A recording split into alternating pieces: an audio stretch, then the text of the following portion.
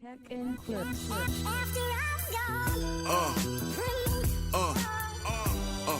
Yeah. All right, guys. We are back with some more. Behind the track stories, from this channel, behind the track. Shout outs to them. This one's titled "How a Love Triangle Created One of the Greatest songs Ever." I'm not too sure, what song they're talking about, but I'm super excited, to dig into this, watch this video, and then share my thoughts, at the end of the video. I hope that you guys, stick with me till then. Let's take a listen, guys. Imagine writing one of the greatest love songs of all time for the wife of your best friend. Story behind Layla and the love triangle that fueled one of the most iconic tracks of the 20th century. A story of obsession, betrayal, and devotion. In 1964, young fashion model Pattie Boyd was cast in a Beatles film, A Hard Day's Night. I'm sorry, miss, you mustn't fraternize with me prisoners. Prisoners? Convict in transit. That's where she met George Harrison. They married 2 years later. She had already inspired one of the most beautiful Beatles love songs ever written. Something. Yeah, something. At first, George played coy. He once said, "Everybody assumed it was about Pattie, but actually I was just thinking about something." But years later, he admitted the truth. What inspired something? Maybe Pattie, probably. Really? I think I wrote it at the time when we were making the last double album. And it's just the first line, something in the way she moved, which has been in millions of songs. It's not a special thing, but it just seemed quite apt. Pattie herself confirmed it in an interview. George came back from the studio one day and he played something for me. And he said, "We've just recorded this. I wrote it for you. And it's going to be on the single." I said, "Oh my God, this is so exciting. Okay. I can't believe it." And so I listened it and listened and listened it. And it was just the most beautiful song. And, I just thought it was fantastic. And I was deeply honored that he had written that for me. But behind the scenes, things weren't perfect. George had grown distant, diving into Eastern spirituality and music. Okay. A few years after that, George introduced Pattie to his close friend, a rising blues guitarist named Eric Clapton. At first, Clapton and Harrison were inseparable, writing music, jamming together, and even trading solos. That unforgettable guitar on While My Guitar Gently Weeps, Yeah. that's Clapton. I was driving into London with Eric, and I said, "Hey, what are you doing? Why don't you come to the studio and play on this song for me?"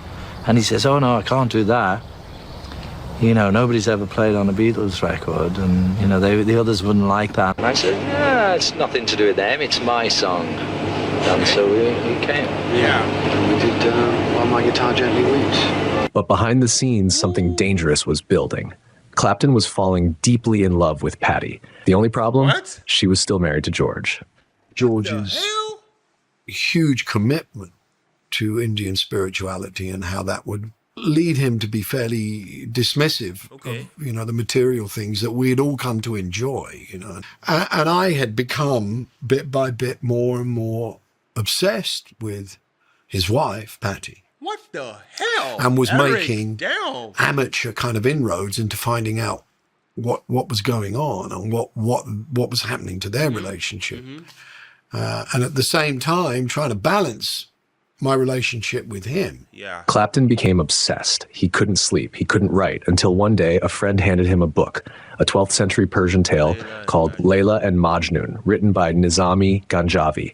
It's one of the most iconic tales of unrequited love in world literature. In the story, a young man named Kays falls deeply in love with a girl named Layla, but her parents forbid their union.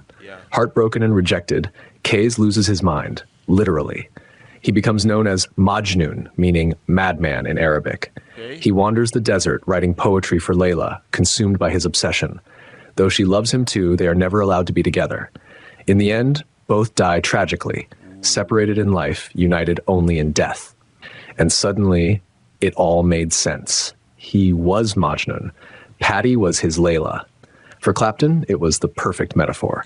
He was hopelessly in love with Pattie Boyd, someone he couldn't have. Like Majnun, he turned his heartbreak into poetry. So he picked up his guitar and began writing.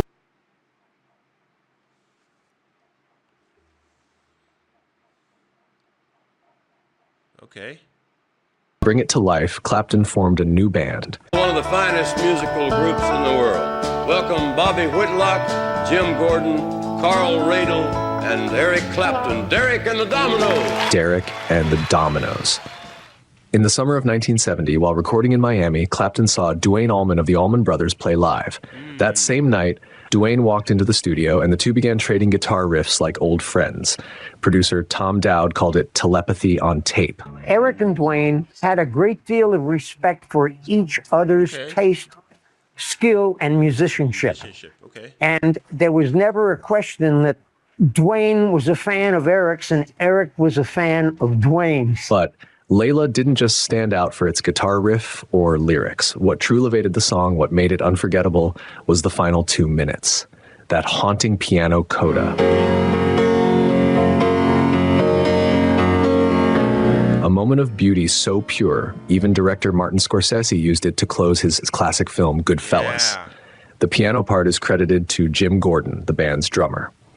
Jim Gordon was one of the greatest session drummers of his era. But behind the talent was a man battling undiagnosed schizophrenia. Over the years, he struggled with addiction, paranoia, and increasingly violent behavior. In 1983, Gordon murdered his own mother. He claimed the voices in his head told him to do it. He was sentenced to life in prison, where he remained until his death in 2023. He was 77. According to multiple sources, including Gordon's bandmate Bobby Whitlock and singer Rita Coolidge herself, the melody wasn't entirely his. It was allegedly lifted from a song Jim and Rita had written together called Time.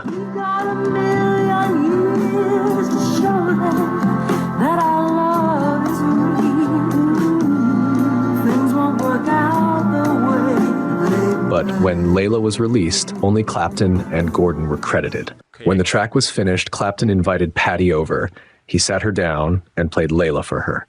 It was so beautiful and magical. There was such a passion and energy in the song. I was so flattered, but I was also so worried that George would work out why Eric had written this song. Yeah. I heard it.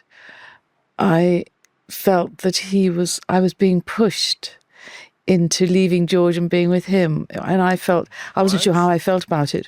But it's a beautiful song. It was a musical cry of obsession. Patty listened. She was moved, but she didn't leave George. Clapton was crushed. The song appeared on the album Layla and Other Assorted Love Songs by Derek and the Dominoes. So despite its emotional power and legendary guitar work, the album was a commercial disappointment at the time. It didn't chart high, and Layla initially failed to break through in the US or the UK charts. Part of the problem? The band was new and relatively unknown. The song was over 7 minutes long, too long for radio. And Clapton didn't even put his name on the album cover.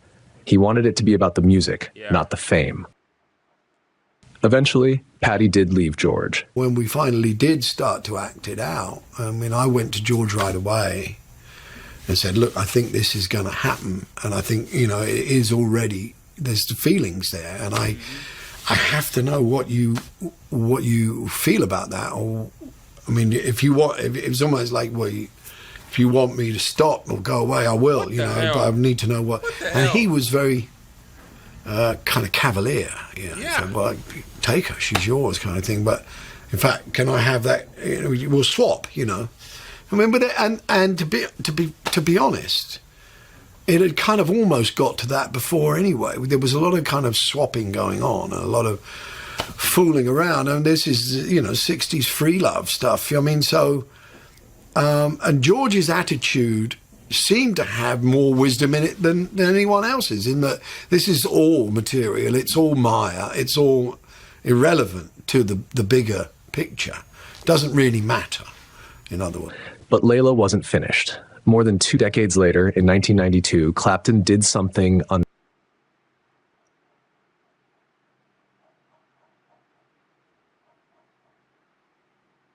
Gone was the anguish. In its place, reflection. Audiences were stunned. The performance helped Clapton reach a whole new generation of listeners, and it was a massive success. The Unplugged album went on to sell over 26 million copies, winning 6 Grammy Awards, including Album of the Year. It became one of the best-selling live albums of all time. Decades later, a young boy in England sat on his couch watching TV. It was the Queen's Golden Jubilee in 2002. Okay. I was watching the Queen's Jubilee when I was 11, and he came on and played the first, and I was like, whoa, what the hell is that? And then my dad's like, oh, that's Layla. And I got the Derek and the Dominoes album. I got the Eric Clapton Greatest Hits. I bought Eric Clapton Unplugged and just learned all these songs. So Clapton was one of your inspirations to even go into music. In other words, you're 11 years old, and then you pick up the guitar and you start to work out Layla on your guitar. Yeah, it was the first and only thing that I could play for a long time. Layla was born out of a love triangle, but it became something much bigger. A song that captured the ache of wanting something you can't have and still echoes through every generation that comes after. Whoa. Guys. Thanks for watching Behind the Track. If this story moved you, share it and tell us what song changed everything for you. Don't forget to subscribe and check out our episode on November Rain and Take My Breath Away. See you in the next story. Guys, wow. This story, love triangle story, is something else. I mean, I have to say this video absolutely hooked me, you know, from start to finish. You guys already saw that. And as a music lover and someone who's fascinated by the stories, you know, behind the songs, you know, hearing how one of the most, you know, intense love triangles in rock history led to the creation of the song Layla just, you know, gave me chills, man. I mean, the way they broke down Eric Clapton's, you know, heartbreak, guys, falling madly in love with Patty Boyd, you know, who was, you know, married to, you know, his close friend George Harrison. Guys, it's tragic, you know, but it also shows, you know, how, you know, raw emotions, you know, can fuel, you know, timeless art, if that makes sense. You know, you can literally, you know, feel his desperation and longing, you know, every riff, you know, of the song Layla. It's also wild to see how personal relationships, you know, in music, you know, in the music world, you know, would often overlap. You know, that these three icons, you know, Clapton, Harrison, and then Boyd, you know, were entangled, you know, in such a painful yet, you know, artistically fruitful situation. You know, it's mind-blowing, if you ask me. It definitely makes the song, you know, so much more than just a classic, you know, rock track. You know, it's a real confession, you know, an emotional meltdown, you know, captured in music. I mean, I definitely, you know, appreciate how the video didn't shy away from the darker, you know, aspects, you know, the guilt, the betrayal, the eventual reconciliation between Clapton and George Harrison.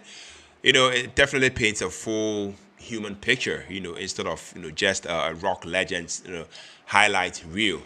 And man, every time I listen to to Layla now, guys, I would definitely be hearing it, you know, with you know, completely new ears. I mean, now it's not just an iconic, you know, riff, you know, or a powerhouse, you know, solo. You know, it's literally Eric Clapton's, you know, heart on display. You know, trying to, you know, cope with loving someone, you know, loving someone he couldn't have. You know, that is what makes it one of the greatest, you know, songs ever. I have to say, wow, this story behind Layla is something else, guys. But that's just me. Let me know what you think about this one down in the comment section. Let me know if, you know, you want me to do more reactions, more videos, you know, such as this one on the channel. I'll definitely be here to do just that. Thank you for tuning in. Thank you for watching. My name is Philip. On to the next reaction. Take care. Stay safe. Peace out.